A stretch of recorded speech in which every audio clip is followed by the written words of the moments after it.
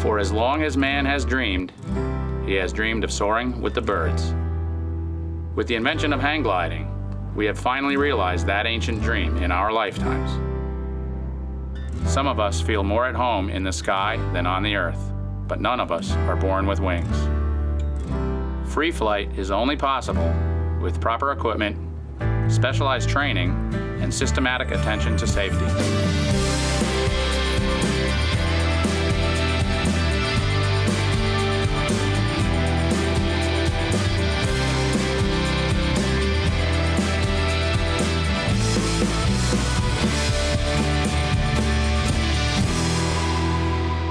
Hi, my name is Paul Voigt. I've been flying hang glider since 1972. During that time, I've taught hundreds of students to hang glide, including my son Ryan, who is now an instructor and flight school owner himself. While I consider hang gliding very safe, over the years, a number of flying accidents have reminded us that safety begins on the ground. Despite all too common lapses in pre-flight routines, pilots often get lucky and walk away with just scratches or a broken down tube. But when luck runs out, the results can be tragic. Whether you're a new student or a skilled pilot, you should periodically review your pre-flight procedures. By paying systematic attention to safety on the ground, you will be setting yourself up for success in the air, which will keep your flying safe for many years to come.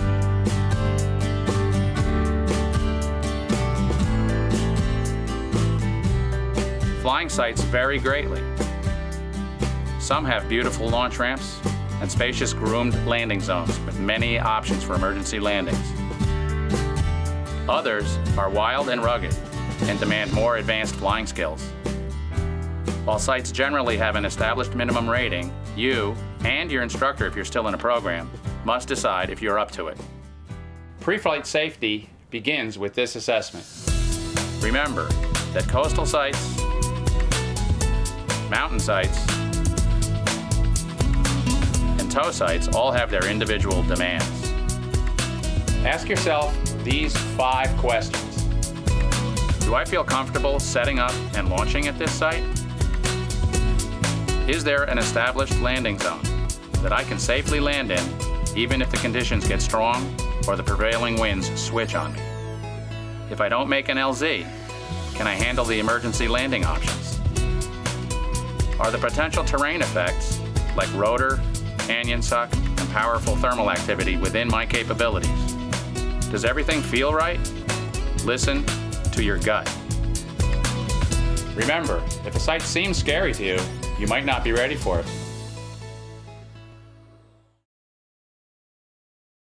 You've assessed the site, walked the landing zone, hung out on launch, and now you're ready to fly. Before you even get your glider off the truck, you must assess the weather. For beginner and novice rated pilots, easy, forgiving, and mild conditions offer the best scenarios for safe learning experiences.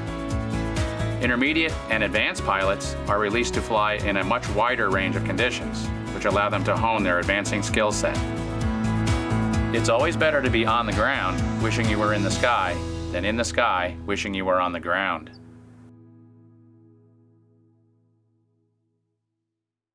It may seem obvious, but one of the most difficult pre-flight checks to remember is a head check. You're not ready to fly until you are mentally ready to fly. First, are you in good health? Second, is your mood right? Are you feeling overly daring? Or perhaps the opposite, nervous and unsure? Are you upset from a recent divorce or on the tail end of a hangover? Or perhaps both, since they seem to go together. Are visitors or other pilots distracting you with cameras, flirtatious behavior, or revealing clothing?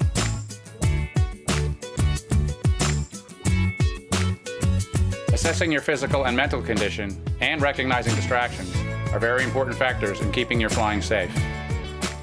It is critical that your mind is clear and focused and ready for the demands of free flight. Don't even set up if your head isn't in the game.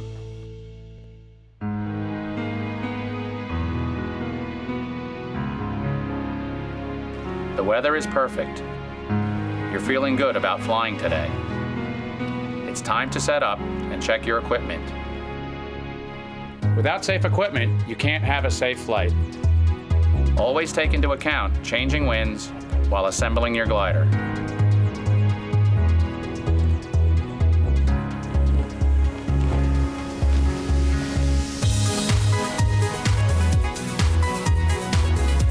Now that your glider is assembled, it's time to do a complete pre-flight walk-around. Check all the connections.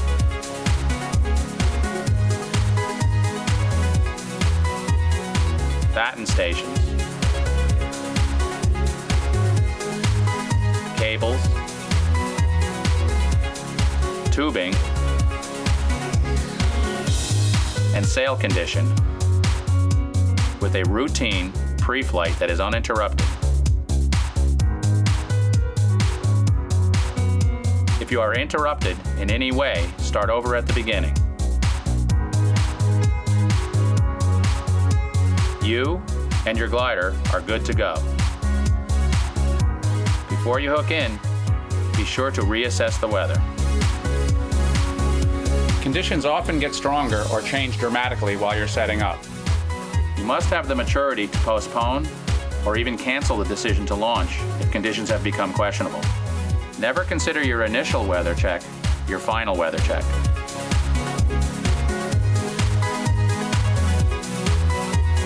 It's almost time to fly.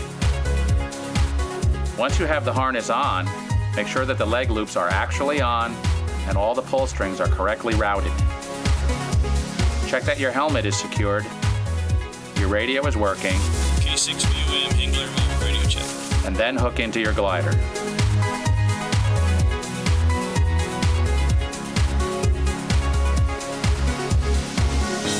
Every flight, every single one, needs to be preceded by a hang check. There is no substitute for a full, prone, test hang immediately before executing your launch run. A lapse at this critical stage can cost you your life. Perfect.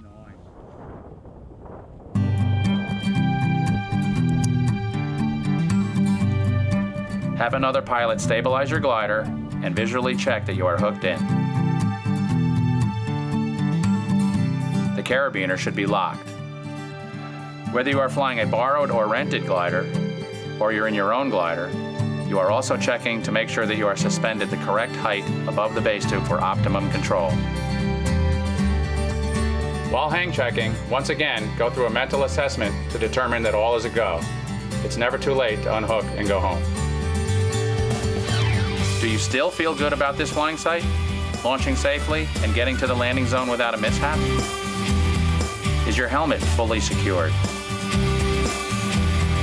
Is your harness in place and ready for launch? Is your radio working? Are your instruments ready? And most importantly, are you hooked in? Are you hooked in? It can never hurt to double and triple check to make sure you're hooked in properly.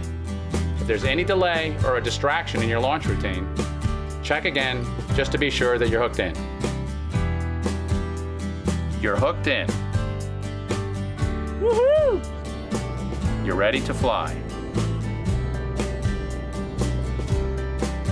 Stay safe, have fun, because that's what it's all about.